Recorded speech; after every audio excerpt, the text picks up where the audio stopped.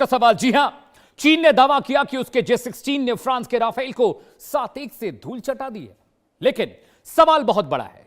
सवाल यह दर्शकों, क्या वाकई राफेल के लेकर जो दावे किए जा रहे हैं उसमें कितना दम है, और क्या यह चीन का प्रोपेगेंडा है? क्योंकि जिस राफेल को चीन अपने J-16 के सामने कमजोर आंक रहा है, बता रहा है, वही राफेल भारतीय वायुसेना की ताकत का अहम हिस्सा है। भारत ने राफेल को सिर्फ खरीदा नहीं, बल्कि अपनी जरूरत के मुताबिक इसमें कई खास क्षमताएं भी कार्य की हैं। और दूसरी तरफ चीन है जो J-16 की कथित 7-1 की जीत का ढोल पीट रहा है। लेकिन आधिकारिक स्कोर कार्ड कहां है, सबूत कहां है? सबसे बड़ा सवाल यह भी है कि अगर J-16 इतना ही घातक है तो दुनिया में इसके विदेशी खरीदार कितने हैं? वहीं राफेल को कई देश अपनी वायुसेना की ताकत बढ़ाने के लिए चुन चुके हैं। तो क्या चीन का 7-1 सिर्फ आसमान में उड़ाया गया दावा है? क्या यह सैन्य जीत से ज्यादा मनोवैज्ञानिक युद्ध और प्रोपेगेंडा है? J-16 का दम कितना और चीन का दावा कितना? और सबसे बड़ा सवाल, अगर मुकाबला सच में हुआ था तो 7-1 का सबूत चीन दुनिया के सामने क्यों नहीं रख रहा है? भारत के लिहाज से डेवलपमेंट कितना क्रूशियल है, जरा एक्सपर्ट्स को सुनिए वो क्या कह रहे हैं। एक्सरसाइज के दौरान जो वॉर सिनेरियो होती है उसमें एक्चुअल गन फायरिंग तो होती नहीं है। एक्सरसाइज के दौरान जो 1 वर्सेस 1 कॉम्बैट होती है उसमें एक्चुअल मिसाइल की तो फायरिंग होती नहीं है। ज़्यादातर क्लेम जो होती है वो विजुअल क्लेम होती है, यानी पायलट जब एक दूसरे को आंख से देख रहे होते हैं। इस डॉग फाइट के बाद में जो चाइना के मिलिट्री ब्लॉगर थे उन्होंने कहा कि किल रेशो इज 7:1, यानी कि एक J-16 ने 7 राफेल को मार दिया। अब ये गलत है, क्योंकि पहली बात तो ये कि दोनों की मिलिट्री ने इसकी पुष्टि नहीं की है, और दूसरा ये कि जो J-16 है वो तादाद से ज़्यादा हैवी है और जो राफेल है वो तादाद से ज़्यादा लाइट और मैन्यूवरेबल और एजाइल है, लिहाजा इस किस्म की रेशो हो ही नहीं सकती। तो दर्शकों, आपने बयान सुन लिया एक्सपर्ट्स का। अब देश का सवाल सुनिए जिस पर हम चर्चा करेंगे। क्या J-16 की राफेल पर 7-1 की जीत का दावा चाइना यानी ड्रैगन का प्रोपेगेंडा है? सवाल नंबर 2 आपकी स्क्रीन पर। अगर मुकाबला हुआ तो आधिकारिक स्कोर सार्वजनिक क्यों नहीं किया गया? अहम है। सवाल नंबर 3, क्या युद्धाभ्यास के नतीजे को असल युद्ध की जीत हार क्या माना जा सकता है?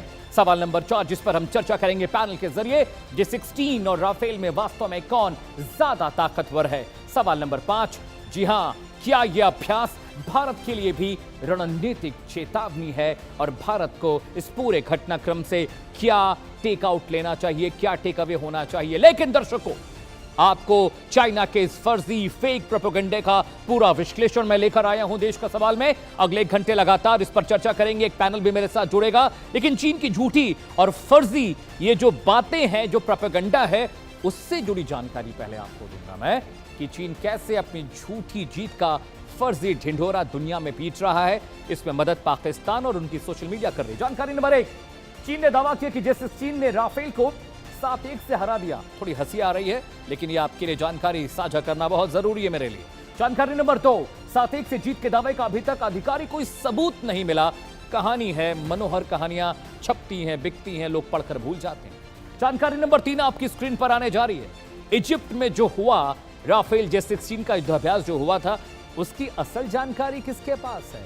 इनसाइड स्टोरी कौन जानता है? दर्शकों, जानकारी नंबर 4 आपको दिखाने जा रहा हूं स्क्रीन पर। J-16, जी हां, J-16 और इजिप्ट के राफेल जब आमने सामने हुए तो वहां पर क्या हुआ, किसके पास पुख्ता और सच्ची जानकारी है, यह भी बहुत अहम है। जानकारी नंबर 5 आपकी स्क्रीन पर आने जा रही है। 7-1 से जीत का दावा चीनी सोशल मीडिया कर रहा है और वहां पर यह कंटेंट खूब वायरल हो रहा है। पाकिस्तान का मीडिया भी बढ़ चढ़ कर दिखा रहा है, जिसकी कोई क्रेडिबिलिटी नहीं है दुनिया में। जानकारी नंबर 6 आपकी स्क्रीन पर।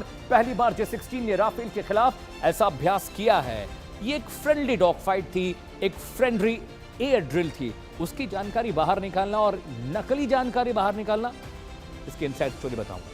जानकारी नंबर 7, इजिप्ट में युद्धाभ्यास का नाम ईगल ऑफ सिविलाइजेशन 2026 था, 2026। जानकारी नंबर 8, इस घटनाक्रम से जुड़ा पूरा आपको मामला बता रहा हूं ताकि आप इस पूरी डिबेट को समझें। जानकारी नंबर 8, युद्धाभ्यास में राफेल के अलावा MiG-29M2 ने भी हिस्सा लिया। उसके बारे में चाइना ने कोई जानकारी क्यों नहीं दी?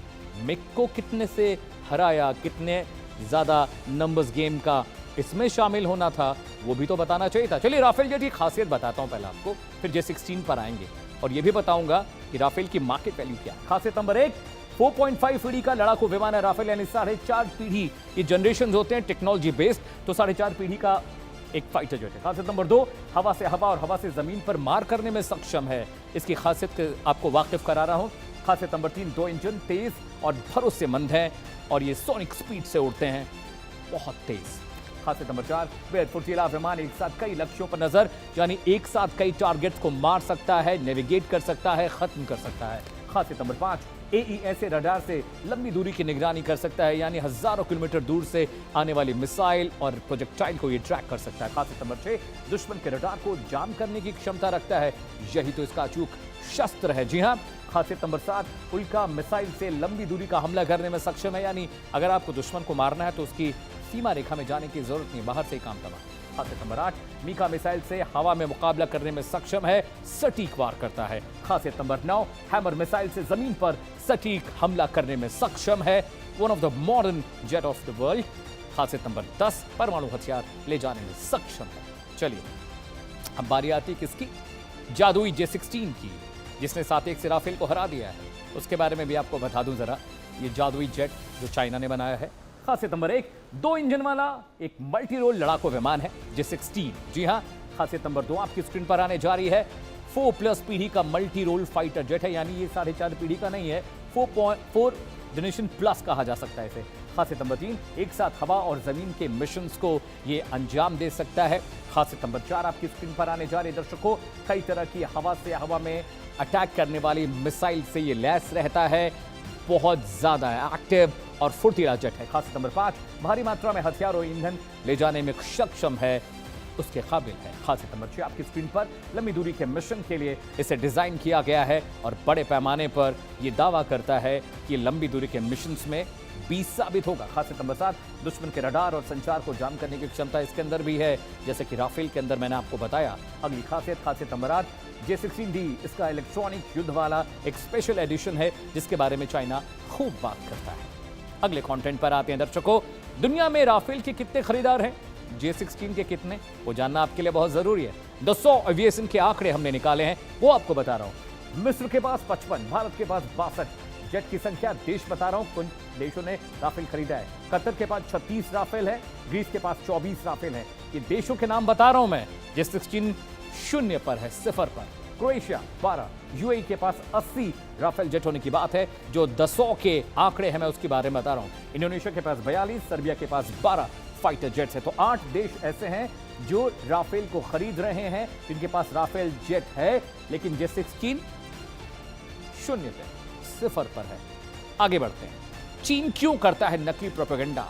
इनसाइड स्टोरी तो अब आई है जो मैं आपको बताने जा रहा हूं। जी हाँ, वजह नंबर 1, दुनिया पर अपनी ताकत का असर बनाने के लिए, धमक बनाने के लिए। वजह नंबर 2 आपकी स्क्रीन पर आने जा रही है दर्शकों, अपनी सेना को ज्यादा शक्तिशाली दिखाने के लिए इस तरह के प्रोपेगेंडा का सहारा चाइना लेता रहता है, और ये कोई नई चीज नहीं है। बीते कई सालों से, दशकों से चाइना ये कर रहा है, तब भी जब सोशल मीडिया नहीं था, और अब जब सोशल मीडिया का जाल है दुनिया में, तो उसे वो बड़े पैमाने पर कर रहा है। वजह नंबर 3 आपकी स्क्रीन पर, दुश्मन के मनोबल पर दबाव बनाने के लिए रशिया के साथ चाइना जैसे बहुत सारे देश हैं जो प्रोपेगेंडा करते हैं, लेकिन चाइना उन सबसे आगे है। वजह नंबर 4 आपकी स्क्रीन पर आने जा रही है दर्शकों, अपने लोगों में राष्ट्रवादी भावना बढ़ाने के लिए भी इस तरह की जो प्रोपेगेंडा, जो तकनीक, जो हथकंडा है, वो चाइना अपनाता है। वजह नंबर 5 आपकी स्क्रीन पर आने जा रहा है, बिना युद्ध किए मनोवैज्ञानिक बढ़त हासिल करने में भी ये सक्षम है। चीन क्यों करता है नकली प्रोपेगेंडा, उसकी वजह से आपको वाकिफ करा रहा हूं। दूसरे देशों की राय को प्रभावित करने के लिए भी चीनी मीडिया, वहां की सरकार इस तरह के प्रोपेगेंडा में मुफ्तला रहते हैं, शामिल रहते हैं। दूसरे देशों की राय को प्रभावित करने के लिए भी चाइना इस तरह के प्रोपेगेंडा में खूब हाथ आजमाइश करता है।